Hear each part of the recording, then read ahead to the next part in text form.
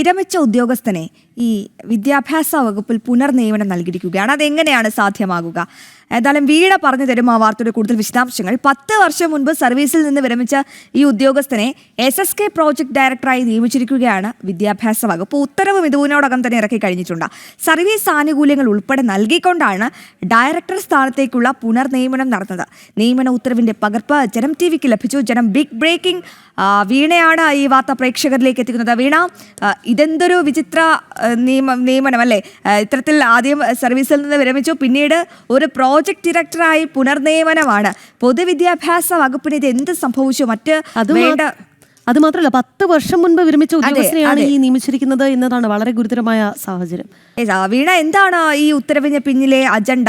എന്തുകൊണ്ടാണ് ഇത്തരത്തിൽ 10 വർഷം മുൻപ് വിരമിച്ച ഒരു ഉദ്യോഗസ്ഥന് ഇത്തരത്തിലൊരു നിയമനം നൽകിയത്? വേണ്ടത്ര ഉദ്യോഗസ്ഥർ ഇല്ലാത്തത് കൊണ്ടാണോ?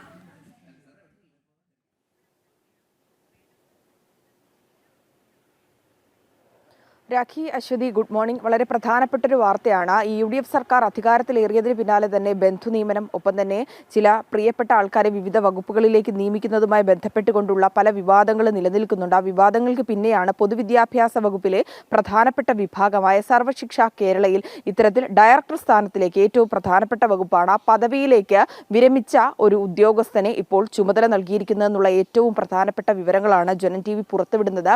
ആ ഉത്തരവാണ് ഏറ്റവും നിർണായകമായിട്ടുള്ളത് എന്നുള്ളതാണ്. 2016 ദേവസ്വം ബോർഡ് കോളേജിൽ നിന്ന് പ്രിൻസിപ്പളായി വിരമിച്ച K മോഹനകുമാറിനെയാണ് SSKയുടെ ഡയറക്ടർ പദവിയിലേക്ക് നിയമിച്ചിരിക്കുന്നത്. അതിൽ ഏറ്റവും പ്രധാനപ്പെട്ട കാര്യം, നിലവിൽ പെൻഷൻ അടക്കമുള്ള ആനുകൂല്യങ്ങൾ ലഭിക്കുന്ന ഒരു ഉദ്യോഗസ്ഥനാണ്. ആ ഉദ്യോഗസ്ഥനെ എന്ത് മാനദണ്ഡത്തിന്റെ അടിസ്ഥാനത്തിലാണ് നിയമിച്ചതെന്നുള്ള കാര്യത്തിൽ ഇപ്പോഴും പൊതുവിദ്യാഭ്യാസ വകുപ്പിനോ വിദ്യാഭ്യാസ മന്ത്രിക്കോ ഇക്കാര്യത്തിൽ വ്യക്തതയില്ല എന്നുള്ളതാണ് ഏറ്റവും പ്രധാനപ്പെട്ട കാര്യം.